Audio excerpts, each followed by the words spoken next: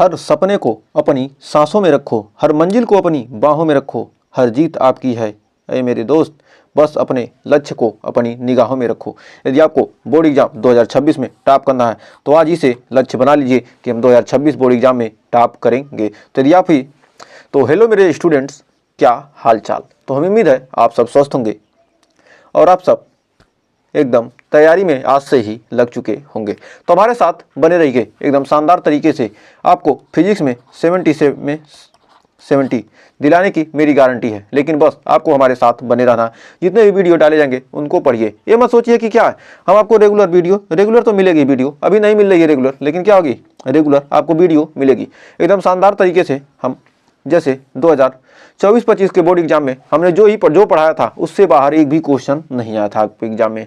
यदि आपको विश्वास नहीं है तो हमने कम्युनिटी में भी पोस्ट डाला है 2-4 क्वेश्चन का, और लास्ट में हमने 1-2 घंटे का लेक्चर किया था, उसमें से मैक्सिमम 20 नंबर के क्वेश्चन तो उसी से आ गए थे।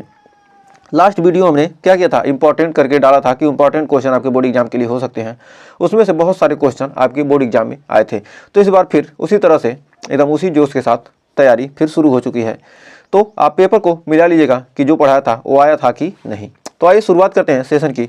तो क्लास 12 के भौतिक विज्ञान के अध्याय नंबर 1 में आप सभी का स्वागत है। हमारा चैप्टर फर्स्ट है विद्युत आवेश तथा क्षेत्र, इलेक्ट्रिक चार्ज एंड फील्ड। इसमें आज हम पढ़ने वाले हैं आवेश का क्वांटीकरण, चालक, कूलाम का नियम। इन टॉपिकों का आज के वीडियो में कवर करने वाले हैं।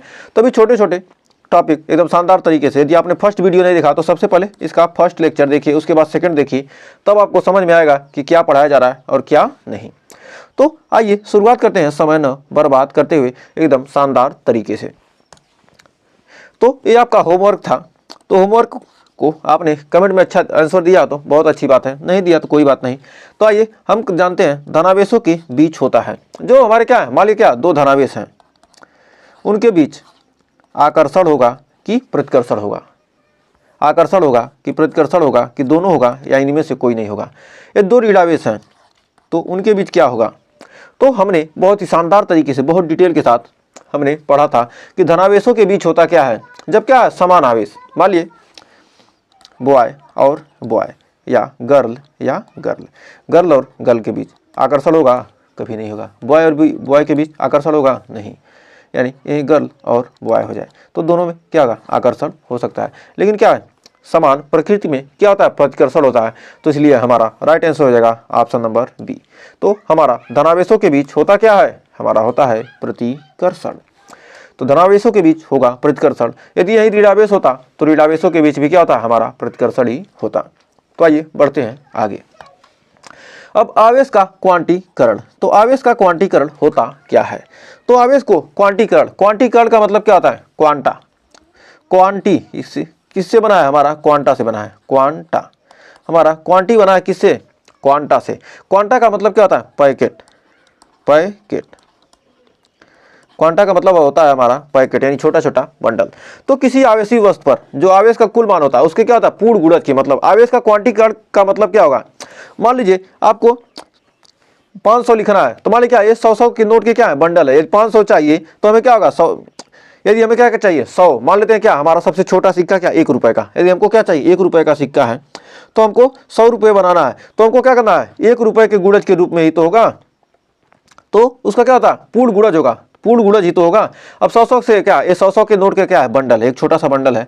इससे हमको क्या करना है 500 लेना है। तो हमारा क्या है 100 के गुणज क्या ही मान 100 के क्या गुणज के मतलब पूर्ण गुणज ही रहेगा। यदि क्या कहेंगे 2.5 नोट तो लेंगे नहीं, तो हम क्या लेंगे यार ये पूर्ण गुणज लेंगे, 2 लेंगे या 3 लेंगे, 300 लेना तो 3 लेंगे, 400 लेना तो 4 लेंगे।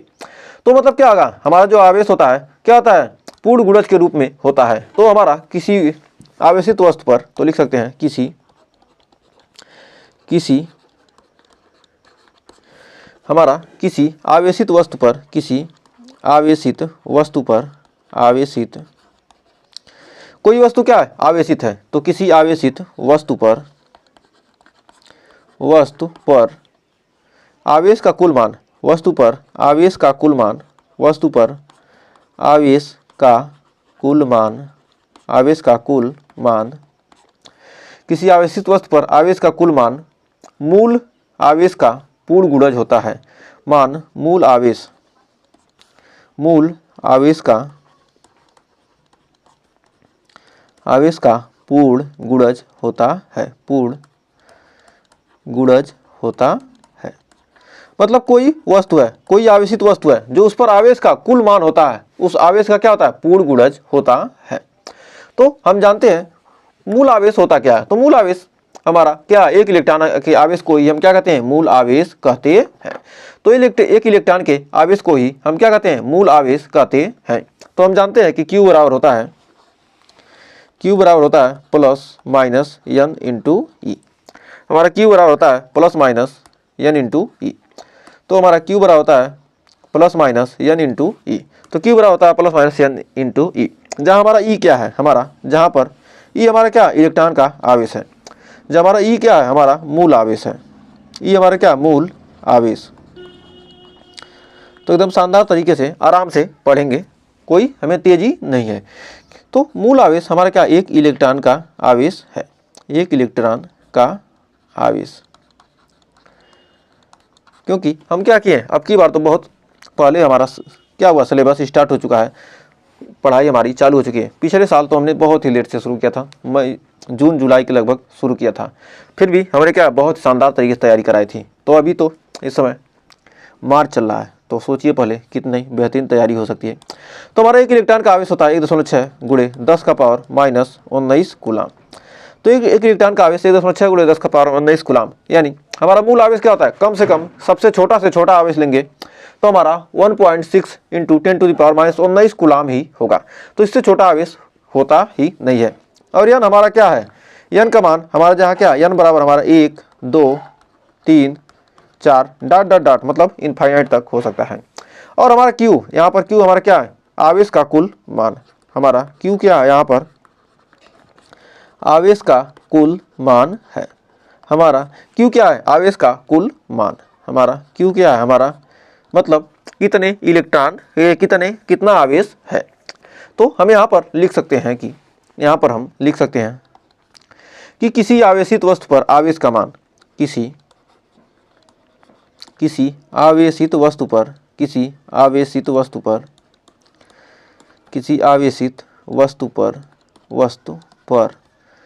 आवेश का कुल मान,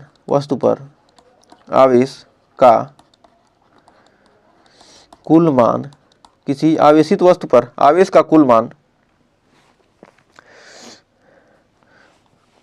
कोई आवेशित वस्तु है उस पर आवेश का कुल मान प्लस माइनस E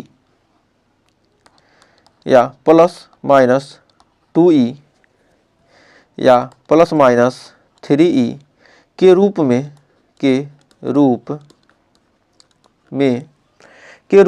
हो सकता है, लेकिन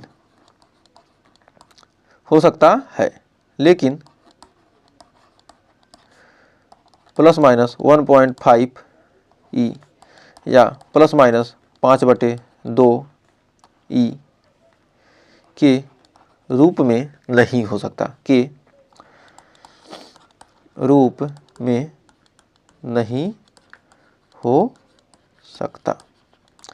तो इसके रूप में क्या होगा, नहीं हो सकता। यानी प्लस माइनस 1.5E या का मतलब क्या होगा, पूर्ण गुणज होगा। या तो एक का गुणा 1 2 3 4 5 6 7, यानी n का मान क्या होगा, पूर्ण संख्या होनी चाहिए, या 1.2 दशमलव में नहीं होना चाहिए। इसका कहने का मतलब है आवेश हमेशा क्या होगा, पूर्ण गुणज के रूप में ही होगा। तो हमें उम्मीद है यहाँ तक आपको कोई डाउट नहीं होगा। तो यहाँ पर क्या हो रहा है, इलेक्ट्रॉन इसमें क्या, इसके चारों तरफ क्या होता है, अपने नाभिक के चारों तरफ क्या होते हैं, चक्कर लगाते हैं। तो ये पता नहीं क्यों चल नहीं रहा, कुछ गड़बड़ी आ गई होगी। तो क्या होगा, ये क्या होगा, आवेश ऐसे इस तरह क्या आता है, घूमता रहता है। क्या वृत्ताकार कक्षा में क्या होता है, चक्कर लगाता रहता है। तो इलेक्ट्रॉन क्या होते हैं, चारों तरफ चक्कर लगाते हैं। और जो हमारे प्रोटॉन होते हैं और न्यूट्रॉन हमारे क्या होते हैं, यहाँ नाभिक में होते हैं।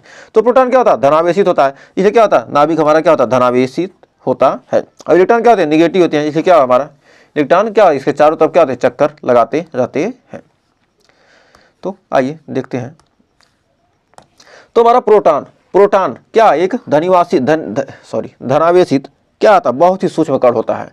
और परमाणु के नाभिक में क्या होता है, न्यूट्रॉन के साथ क्या, नाभिक में न्यूट्रॉन के साथ पाया जाता है। जो हमारा प्रोटॉन है क्या होगा, प्रोटॉन और न्यूट्रॉन हमारे क्या होते हैं, नाभिक में होते हैं। इसके चारों तरफ क्या होते हैं, हमारे इलेक्ट्रॉन होते हैं। इसमें क्या होते हैं, चारों तरफ इलेक्ट्रॉन चक्कर लगाते हैं। तो हमारा क्या होता है, नाभिक में क्या होता है, हमारा इलेक्ट्रॉन होता है, प्रोटॉन होता है और न्यूट्रॉन होता है। और हमारा इलेक्ट्रॉन क्या होता है, उसके चारों तरफ चक्कर लगाता है। तो यहाँ पर क्या हो रहा है, इलेक्ट्रॉन चारों तरफ चक्कर लगा रहा है। और प्रोटॉन क्या है, प्रोटॉन और न्यूट्रॉन क्या है, इसके नाभिक में है। प्रोटॉन धनावेशित होता है, इसलिए क्या होता है, इसका नाभिक क्या होता है, नाभिक हमेशा धनावेशित होता है। तो हमें उम्मीद है यहाँ तक आपको कोई डाउट नहीं होगा। तो भाई इसका डिफिनीशन लिख लेते हैं। तो लिख सकते हैं प्रोटॉन यह एक धनावेशित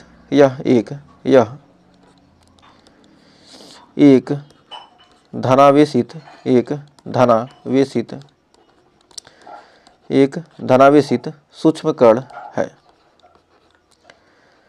धनावेशित सूक्ष्म कण है। जो प्रोटॉन है यह एक धनावेशित सूक्ष्म कण है। यह एक धनावेशित अति सूक्ष्म कण है, अति सूक्ष्म कण है। परमाणु के नाभिक में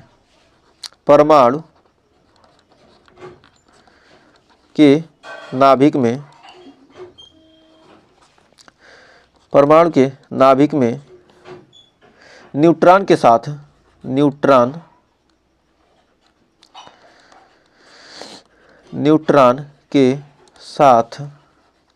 पाया जाता है। जो प्रोटॉन होता है क्या होता है, धनावेशित अति सूक्ष्म कण है।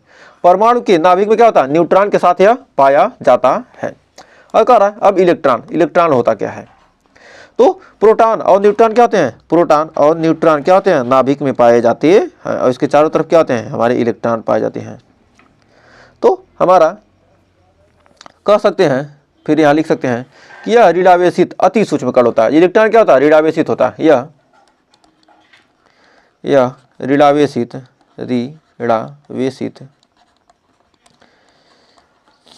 ऋणावेशित अति सूक्ष्म कण होता है। अति सूक्ष्म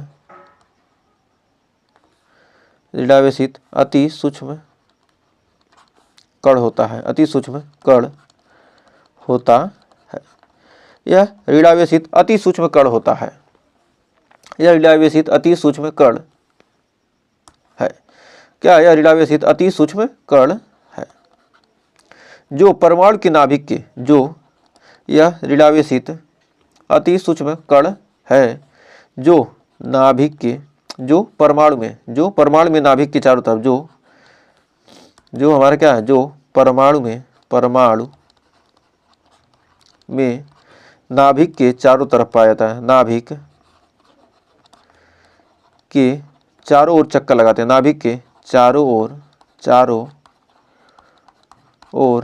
चक्कर लगाते हैं। जो परमाणु में नाभिक के चारों ओर क्या होते हैं, चक्कर लगाते हैं या चक्कर लगाता है। नाभिक के चारों ओर क्या होता है, चक्कर लगाता है। तो हमें उम्मीद है प्रोटॉन और इलेक्ट्रॉन में आपको कोई डाउट नहीं होगा। अब प्रोटॉन और इलेक्ट्रॉन के आधार पर हम जानते हैं अब चालक के बारे में। चालक होगा क्या, जिसमें क्या होगा, चालक का मतलब क्या है, चल रहा है। चालक मतलब चालक मतलब क्या होता है, जिसमें वैद्युत धारा का प्रवाह हो। ये हमारा क्या है, वायर है, कॉपर वायर है। इसमें क्या होगा, हमारा वैद्युत धारा का क्या होता है, प्रवाह। चालक वे ऊपर सीधे हम जानते हैं चालक वे होते हैं जिनमें क्या होता है, वैद्युत धारा का प्रवाह होता है। क्या कराते हैं, चालक कराते हैं। जिसमें वैद्युत धारा का प्रवाह होगा वो क्या कहलाएगा, हमारा चालक कहलाएगा। तो जिसमें वैद्युत धारा का प्रवाह होगा वह चालक कहलाएगा। और जिसमें विद्युत धारा का प्रवाह नहीं होता है वो क्या होते हैं, अचालक कहलाते हैं। और जिसमें क्या होगा, थोड़ा थोड़ा वैद्युत धारा का प्रवाह हो सकता है वो क्या होते हैं, अर्धचालक कहलाते हैं। तो हमारा क्या है, छड़, लोहे की छड़ है, इसमें क्या होगा, धारा प्रवाहित होगी। ये हमारे कॉपर का वायर है, इसमें भी क्या होगी, धारा प्रवाहित होगी। तो हम लिख सकते हैं कि वे पदार्थ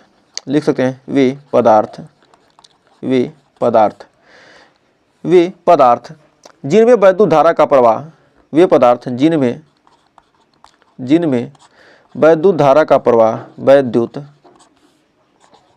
का प्रवाह, वैद्युत धारा का प्रवाह सरलता से हो जाता है।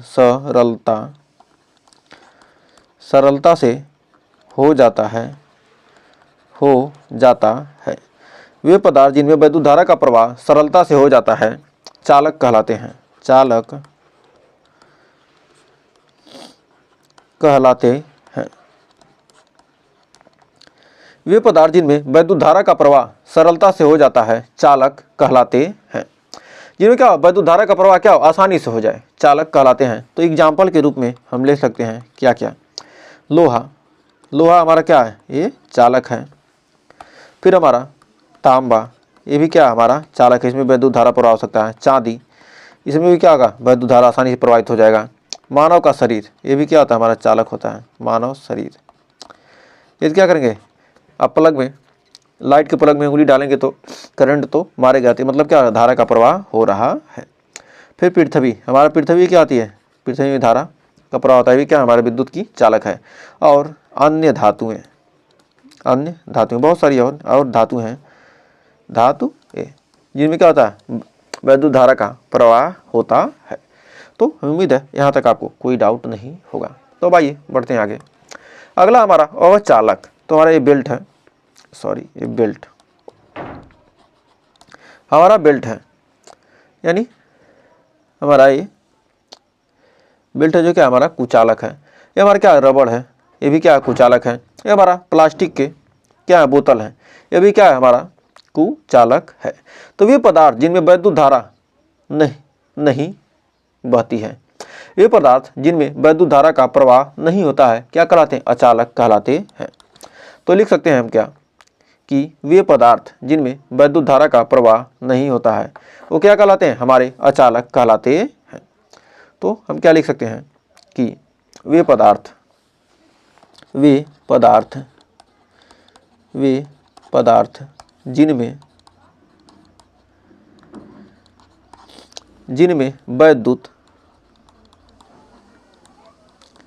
जिनमें वैद्युत धारा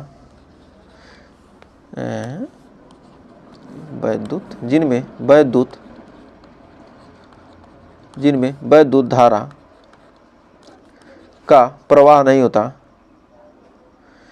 जिनमें वैद्युत धारा का प्रवाह नहीं होता, वे पदार्थ जिनमें क्या होता है, वैद्युत धारा का प्रवाह नहीं होता है, जिनमें क्या हो, वैद्युत धारा का प्रवाह नहीं होता है, वे पदार्थ जिनमें वैद्युत धारा का प्रवाह नहीं होता है अचालक कहलाते हैं। अचालक कहलाते हैं।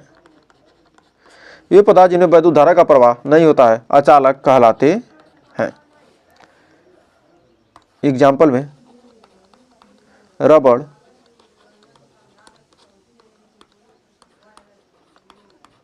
प्लास्टिक, कांच, रबड़, प्लास्टिक, कांच, लकड़ी, ये सब धातु हैं जिनमें क्या होता है, आदि। मतलब इन सब में क्या होता है, वे पदार्थ जिनमें वैद्युत धारा का प्रवाह होता ही नहीं है। मतलब उसको लकड़ी डालें, कांच डालें, रबड़ डालें या प्लास्टिक के चेयर पर खड़े होकर अब क्या करेंगे, वैद्युत क्या करेंगे, प्लास्टिक के कलम को कहते हैं, आप प्लग में डालते हैं तो क्या होगा, उसमें वैद्युत धारा का प्रवाह नहीं होता, इसलिए क्या कहलाते हैं, ये सब अचालक कहलाते हैं। अब हो गए अर्धचालक, मतलब जिनकी मतलब अर्धचालक वे होते हैं, इनकी चालकों में, इसमें क्या होता है, इनकी चालकता होती है, जो अर्धचालक होते हैं इनकी चालकता क्या होती है, चालकों से कम, लेकिन अचालकों से क्या होती है, ज़्यादा। मतलब क्या होगा, थोड़ा सा क्या हो, हल्का सा, हल्का क्या, बहुत हल्का सा क्या होता है, करंट प्रवाहित हो। मतलब चालकों से कम और अचालकों से क्या हो, ज़्यादा। मतलब क्या होगा, जो चालक हैं उनसे क्या हो, थोड़ा सा कम धारा प्रवाहित हो, और जो अचालक हैं उनसे अधिक थोड़ा सा धारा प्रवाहित हो, तो उसे हम क्या कहते हैं, अर्धचालक कहते हैं। मतलब आधा चालक हो, आधा अचालक हो। तो हम लिख सकते हैं इनकी चालकता,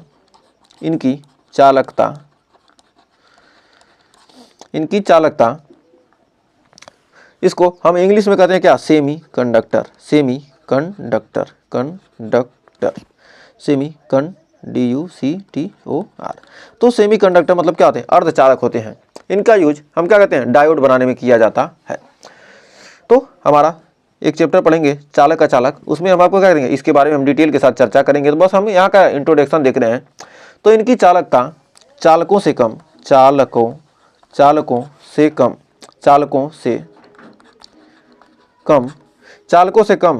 और अचालकों से ज़्यादा होती है, चालकों से कम और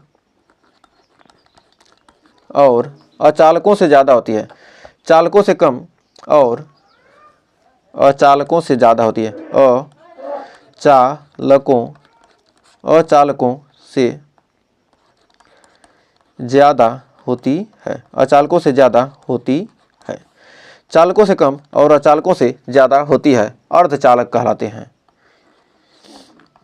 अर्धचालक कहलाते हैं, अर्धचालक कहलाते हैं। क्या कहलाते हैं? अर्धचालक कहलाते हैं। एग्जाम्पल के लिए हम क्या ले सकते हैं इसमें? एग्जाम्पल के लिए हमारा हो जाएगा जर्मेनियम। जर्मेनियम क्या होता है? अर्धचालक होता है। और सिलिकॉन हमारा क्या है? और सिलिकॉन है। सिलिकॉन हमारा क्या होता है? ये भी अर्धचालक होता है। और कार्बन भी हमारा क्या होता है? अर्धचालक होता है। तो हमें उम्मीद है यहाँ तक आपको कोई डाउट नहीं होगा और अच्छे से क्लियर हो गया होगा। तो देखिए नेक्स्ट कह रहा है अगला हमारा कूलाम का नियम। तो कूलाम का नियम होता क्या है? एकदम शानदार तरीके से इसको हम समझने वाले हैं। तो मान लेते हैं क्या, दो बिंदु आवेश हैं। मान लीजिए क्या है, एक हमारा क्या है, दो बिंदु आवेश हैं। दो बिंदु आवेश क्या एक दूसरे से क्या है, अल्प दूरी पर है। मतलब ये हमारे क्या है, दो बिंदु आवेश। मान लेते हैं एक Q1 है और एक हमारा Q2 है। तो इन दोनों आवेशों की यदि क्या हो, बीच की दूरी यदि क्या हो, r हो, मतलब दो बिंदु आवेशों के बीच, दो बिंदु आवेशों के बीच यानी दो स्थिर बिंदु आवेश हैं, उनके बीच जो लगने वाला बल होगा, इनके बीच जो लगने वाला बल होगा या तो आकर्षण होगा। ये दोनों धनावेश हैं तो क्या होगा, प्रतिकर्षण होगा। ये दोनों अलग अलग आवेश हैं, एक धनावेश एक ऋणावेश है, तो इनके बीच क्या होगा, आकर्षण होगा। या तो आकर्षण बल या प्रतिकर्षण बल। इन आवेशों के क्या होता है, इन आवेशों के गुणनफल, इन आवेशों के गुणनफल, इन आवेशों के गुणनफल के अनुक्रमानुपाती तथा इनके बीच की दूरी के वर्ग के क्या होता है, व्युत्क्रमानुपाती होता है। तो इसको हमें क्या कहते हैं, ये तो सीधे हमने जान लिया कि ये हमारा क्या होता है, कूलाम बल होता है। तो इसको यदि हिंदी में लिखा, आपको क्या करना है, इसको लैंग्वेज में के रूप में लिखना है। तो कैसे लिखेंगे, तो लिख सकते हैं दो स्थिर बिंदु आवेशों, दो स्थिर बिंदु आवेशों के बीच, दो स्थिर बिंदु आवेशों के बीच, दो स्थिर बिंदु आवेशों के बीच, दो स्थिर बिंदु आवेशों के बीच लगने वाला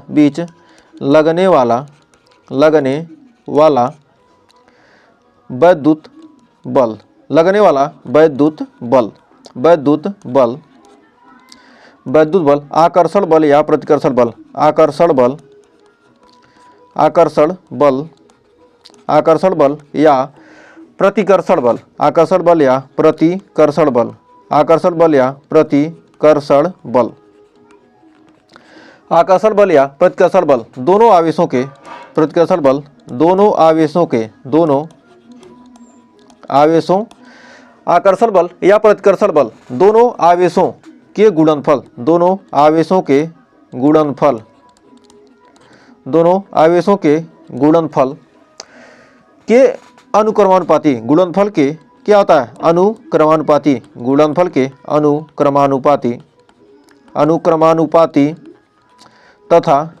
अनुक्रमानुपाती तथा बीच की दूरी के, बीच की दूरी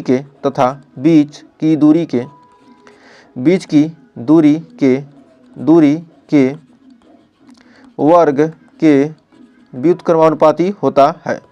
तो बीच की दूरी के वर्ग के व्युत्क्रमानुपाती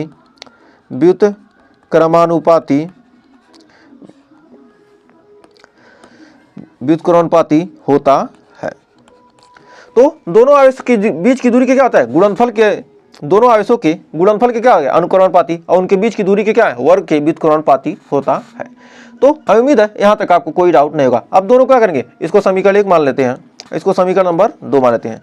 तो लिख सकते हैं समीकरण 1 व 2 से, समीकरण 1 व 2 से, समीकरण 1 व 2 को क्या करेंगे, अब एक साथ कर लेंगे तो हमारा हो जाएगा F proportional to Q1 Q2 upon R square, या लिख सकते हैं F बराबर हमारा क्या होगा, समानुपाती का चिन्ह लगेगा, हमारा क्या होगा, समानुपाती कांस्टेंट के बराबर हो जाएगा क्या, Q1 Q2 upon R square. तो जहाँ हमारा के क्या है, हमारा अनुक्रमानुपाती, चिन्ह है। तो हमारा क्या है, F बराबर हो गया इतना, जहाँ के क्या है हमारा समानुपातिक नियतांक है, कि हमारा क्या है अनुक्रमानुपाती नियतांक है। तो हमारा ये क्या है, हमारा अनुपाती समानुपाती क्या अनुक्रमानुपाती नियतांक है। तो हमारा के यहाँ पर क्या है अनुक्रमानुपाती नियतांक है। तो के हमारा क्या है अनुक्रमानुपाती हमारा के क्या है अनुक्रमानुपाती नियतांक है, नियतांक है। तो के हमारा क्या है अनुक्रमानुपाती नियतांक है। तो हमारा के अनुक्रमानुपाती क्या है नियतांक है। तो यहाँ पर हम नोट के रूप में लिख सकते हैं, यहाँ हम साइड में नोट में लिख सकते हैं, नोट में एक छोटा सा नोट हम लिख सकते हैं कि जो हमारा क्या है दोनों आवेशों के बीच लगने वाला वैद्युत बल आवेशों को मिलाने वाली रेखा के क्या होता है अनुदिश लगता है। जो लगेगा बल दोनों आवेशों के बीच लगने वाला, दोनों आवेशों के बीच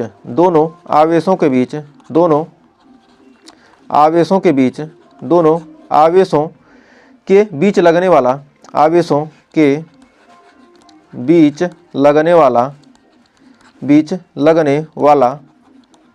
दोनों आवेशों के बीच लगने वाला वैद्युत बल, दोनों आवेशों के बीच लगने वाला वैद्युत बल आवेशों को मिलाने वाली वैद्युत बल आवेशों को मिलाने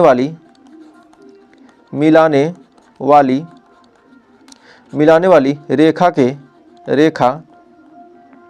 के अनुदिश लगता है। रेखा के क्या होता है अनुदिश लगता है। तो क्या होता है रेखा के अनुदिश लगता है। तो हमें उम्मीद है यहाँ तक आपको कोई डाउट नहीं होगा।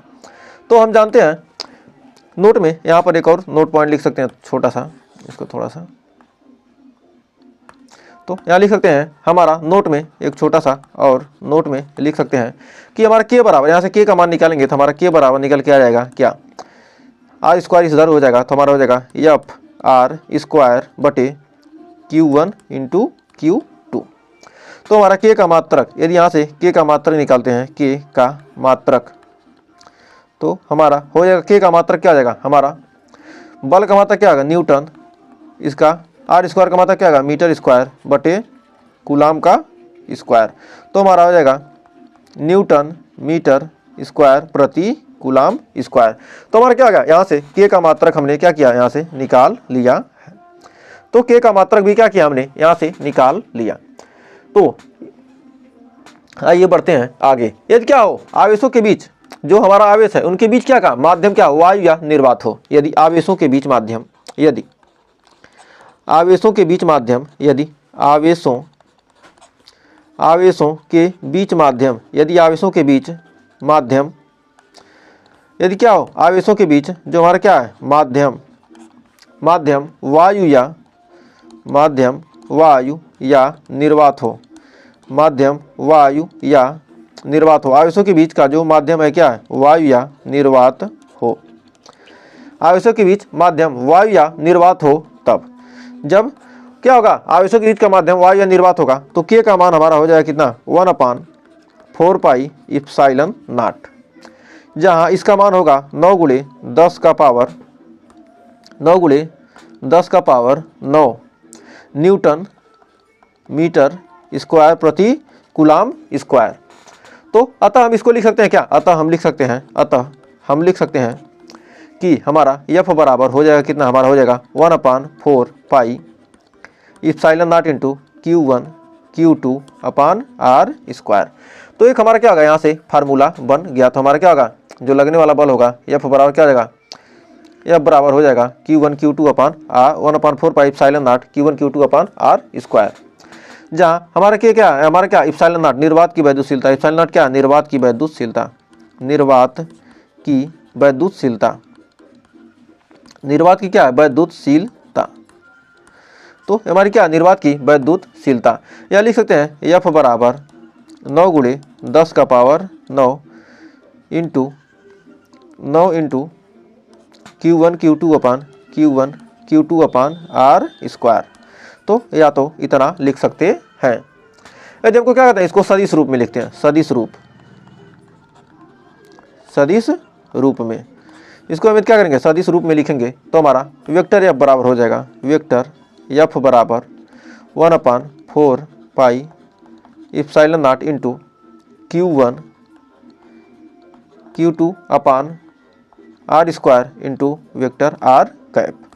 तो हमारा क्या होगा, ये हमारा सदिश रूप में हो गया, जहाँ आर कैप का मान हमारा क्या है, वेक्टर आर बटे आर, वेक्टर आर बटे आर हमारा है। तो इसका मान क्या है, हमारा क्या होगा, ये बल का मान क्या होगा, न्यूटन में होगा। तो हमारा आर कैप को हम लिख सकते हैं कितना, इतना लिख सकते हैं। तो हमारा वेक्टर एफ बराबर यहाँ से निकल के आ जाएगा, हमारा वेक्टर एफ बराबर हो जाएगा 1/4 pi epsilon naught into Q1 Q2 upon R cube. इसको थोड़ा सा छोटा करके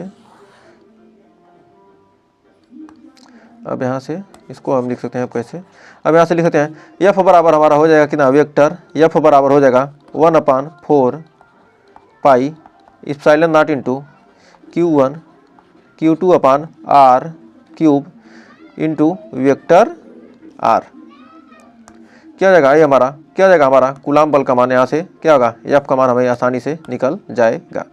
तो हमारा क्या हो गया, एफ का मान हमने आसानी से निकाल लिया है। तो हमारा इसका मात्रक क्या जाएगा, हमारा न्यूटन हो जाएगा। तो हमें उम्मीद है यहाँ तक आपको कोई डाउट नहीं होगा और अच्छे से क्लियर हो गया होगा। तो बढ़ते हैं आगे। अब निर्वात की वैद्युतशीलता का मान होता क्या है। तो हमारा निर्वात की वैद्युतशीलता यानी इप्सिलॉन नॉट का मान हमें इप्सिलॉन नॉट का मान निकालना है। तो हम जानते हैं 1/4 पाई इप्सिलॉन नॉट बराबर होता है कितना, 9 × 10⁻9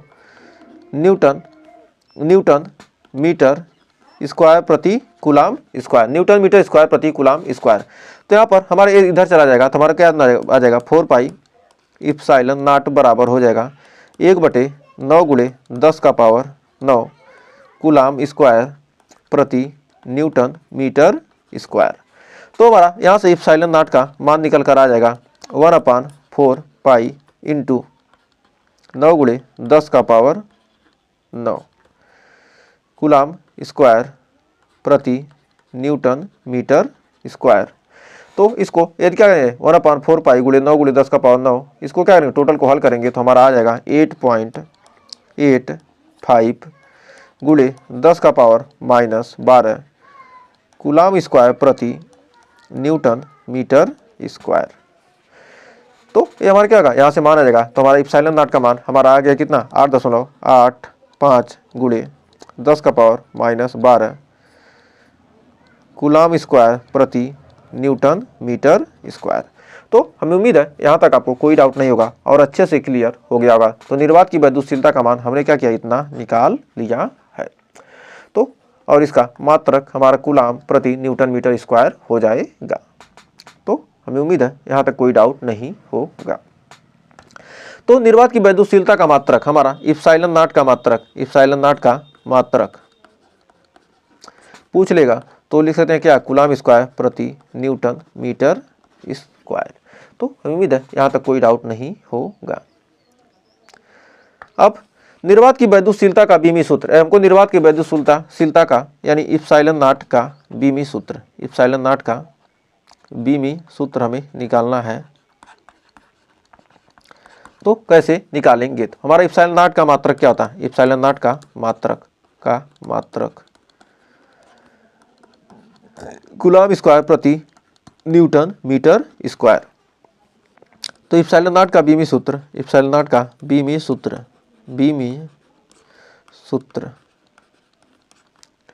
हमारा कूलाम स्क्वायर यानी ए टी, आवेश का मतलब क्या था हमारा ए स्क्वायर टी स्क्वायर। अब बताइए न्यूटन का क्या हो जाएगा हमारा M/L/T-2, बल का बीमा इतना हो जाएगा। और हमारा मीटर स्क्वायर क्या है, L स्क्वायर। तो हम लिख सकते हैं यहाँ पर A स्क्वायर T स्क्वायर बटे हमारा L क्या हो जाएगा, यहाँ पर L का मान 3 हो जाएगा। तो हो जाएगा यहाँ पर M/L⁻3 और T⁻2।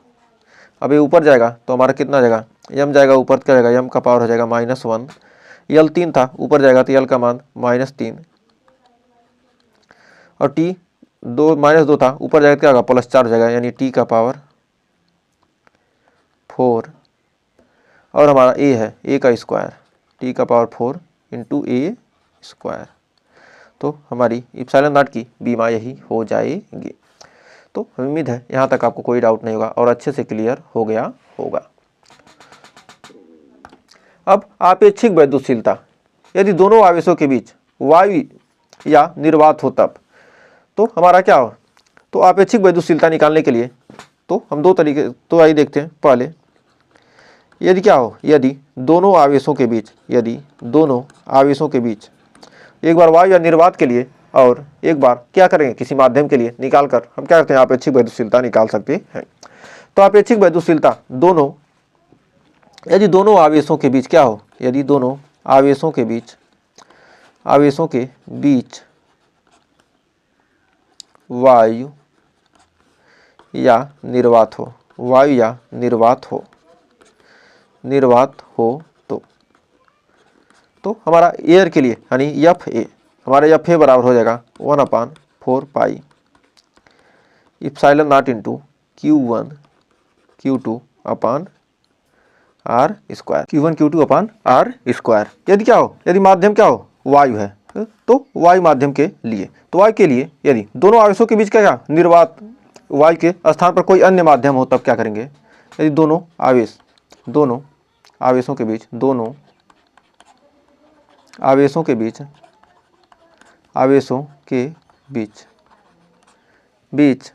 वायु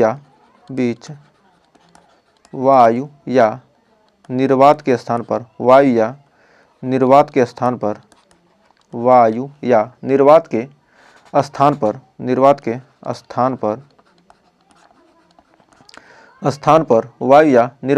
पर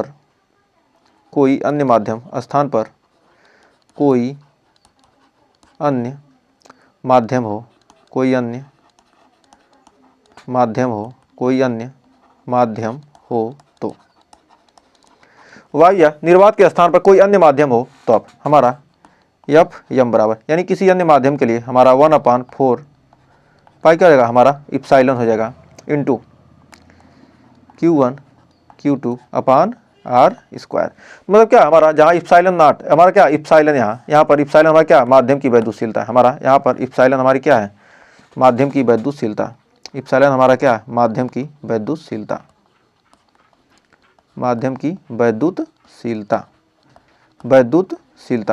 तो हमारा जिस माध्यम के लिए पूछ रहे क्या, हमारा उसकी क्या, उस माध्यम की वैद्युतशीलता हो जाएगी।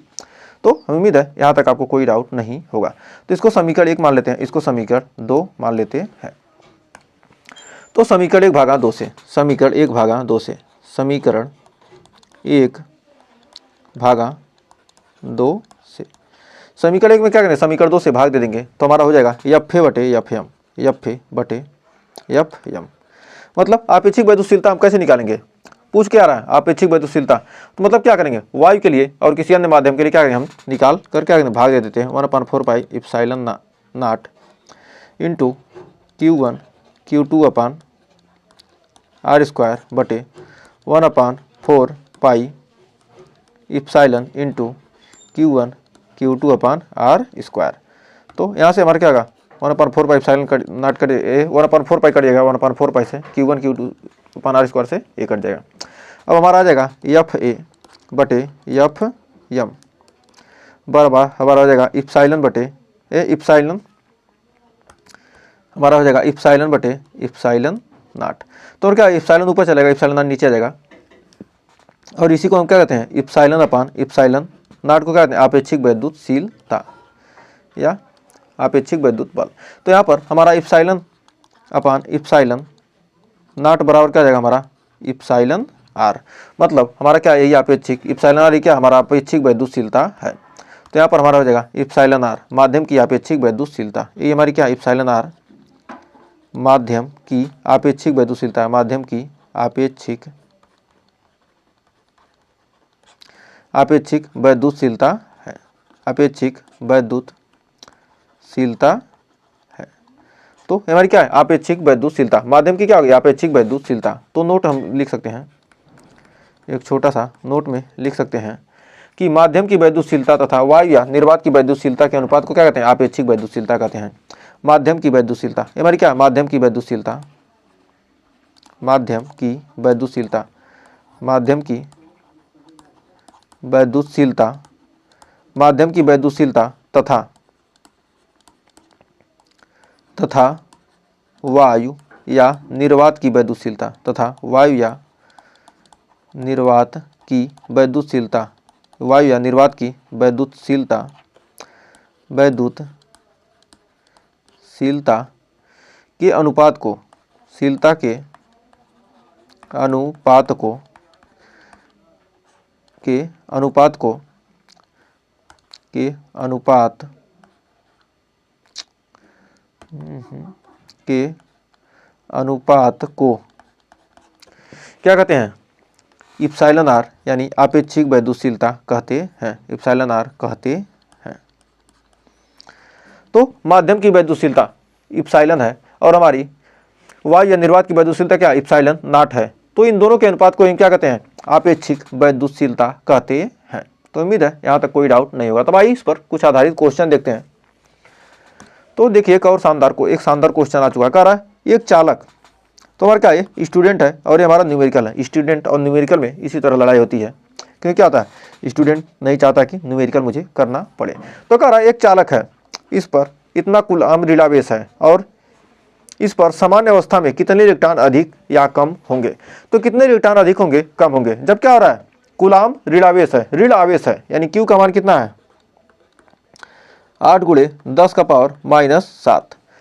कूलम्ब क्या है आवेश ऋणावेश है और एन का मान क्या कर रहा है यहाँ पर पूछ रहा है कितने इलेक्ट्रॉन अधिक है या कम है।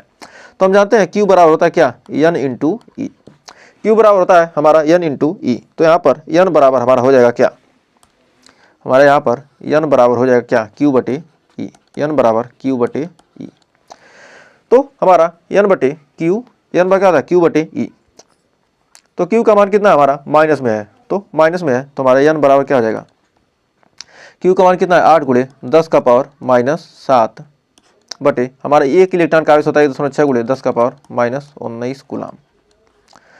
तो हमारा यहाँ पर हो जाएगा 16×5 = 80, ये हमारा क्या होगा 5 बार में कट जाएगा और 19 7 जाएगा तो कितना जाएगा हमारा हो जाएगा 12। तो इसको यहाँ पर नहीं काटते हैं तो हम इसको लिख सकते हैं क्या दशमलव हटा देंगे तो हमारा कितना जाएगा 80 हो जाएगा बटे 16 हो जाएगा, गुणे 19 जाएगा तो 19 में 7 जाएगा तो कितना आएगा 12, 10⁻12। तो 16×5 = 80 यानी 5 × 10⁻12 क्या है इलेक्ट्रॉन की क्या होगी अधिकता, अधिकता मतलब इतने इलेक्ट्रॉन की क्या होगी अधिकता होगी, अधिक होंगे या कम होंगे। तो क्या हो रहा है यहाँ पर अधिकता होगी, तो इतने इलेक्ट्रॉन क्या होंगे अधिक होंगे। तो इतने इलेक्ट्रॉन क्या है ऋणावेशी तत्व क्या होगा, इतना कूलम्ब ऋणावेश है, ऋण आवेश है तो मतलब क्या होगा इतने इलेक्ट्रॉन क्या है अधिक है। तो उम्मीद है यहाँ तक कोई डाउट नहीं होगा। तो एक और क्वेश्चन देखिए, बहुत ही बेहतरीन क्वेश्चन, कह रहा धातु के एक टुकड़े पर +1 नैनो कूलम्ब आवेश स्थापित करने के लिए कितने इलेक्ट्रॉन धातु के टुकड़े को स्थानांतरित करना होगा। तो Q का मान दे दिया क्या 1 नैनो कूलम्ब। तो 1 नैनो कूलम्ब यानी 1 × 10⁻⁻9 कूलम्ब आवेश हो गया और N का मान कितना हो गया हमारा 1, मतलब क्या प्लस यानी धनावेशित है। तो कितने इलेक्ट्रॉन स्थानांतरित करने होंगे तो हमारा क्या हो जाएगा Q बराबर होगा क्या N × E। तो हमारा Q/E, N बराबर हमारा निकल के जाएगा Q/E। तो Q का मान कितना 1 × 10⁻⁹ और 1.6 × 10⁻⁻19 कूलम्ब होता है। तो यहाँ पर हमारा कितना हो जाएगा ये हो जाएगा 10/16, 10/16 और 19 में से ऊपर जाएगा कितना हमारा 10, यानी इसको 100 कर लेते हैं और यहाँ पर 10 का पावर कर देते हैं कितना 9। तो यहाँ पर क्या 19 में से +19 में से 9 जाएगा तो कितना बचेगा 10 बचेगा और एक 0 इधर हमने कर दिया तो हमारा कितना होगा 16 × 6 = 96, 4 16 दूना 32, 8 16 5 6.25 × 10⁻9 क्या होंगे इलेक्ट्रॉन क्या होंगे धातु के टुकड़े से स्थानांतरित होंगे। तो इतने इलेक्ट्रॉन क्या होंगे स्थानांतरित होंगे। तो ये हमारा क्या होगा आंसर हो जाएगा।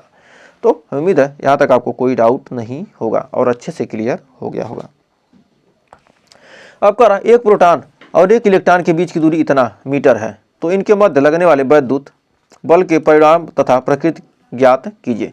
तो एक प्रोटॉन और एक इलेक्ट्रॉन के बीच की दूरी, मतलब ये आपका क्या है, कूलाम के नियम पर आधारित क्वेश्चन है। तो ये आपके लिए क्या है, ये होमवर्क है, इसको होमवर्क में कीजिएगा। किस पर आधारित है, कूलाम के नियम पर, कूलाम के नियम पर। तो कूलाम के नियम पर है, तो यहाँ पर क्या किया है, प्रोटॉन का आवेश आपको पता है, इलेक्ट्रॉन का आवेश पता ही है, तो क्या उनके बीच की दूरी 4 × 10⁻³ इतना मीटर है। Q1 Q2 का मान Q1 Q2 है और AR दे दिया। तो अब क्या करते हैं, अब आसानी से F का मान निकाल ही सकते हैं। तो निकालिएगा, नहीं आएगा तो कमेंट में बताइएगा, इसका हम सॉल्यूशन क्या करेंगे, नेक्स्ट वीडियो में कराएंगे। तो आपके लिए एक और होमवर्क है, निर्वात की वैद्युतशीलता यानी एप्सिलॉन नॉट का SI मात्रक क्या होगा, तो इसे कमेंट में जरूर बताइएगा। यदि आपने सेशन को अच्छे से देखा है तो आप जरूर बता सकते हैं। और वैद्युत आवेश का SI मात्रक क्या होता है, coulomb state, coulomb metre, ampere, इसको भी कमेंट में हमें चाहिए आंसर। तो यदि आपने लास्ट देखा तो आपको बहुत बहुत थैंक यू, प्यारा सा थैंक यू। तो मिलेंगे नेक्स्ट वीडियो में। अगर सेशन अच्छा लगा तो सेशन को लाइक कीजिएगा, शेयर कीजिएगा और चैनल पर पहली बार के चैनल को सब्सक्राइब करना मत भूलिएगा। तो मिलेंगे नेक्स्ट वीडियो में कुछ और शानदार टॉपिक के साथ, क्वेश्चन के साथ। तब तक के लिए टेक केयर।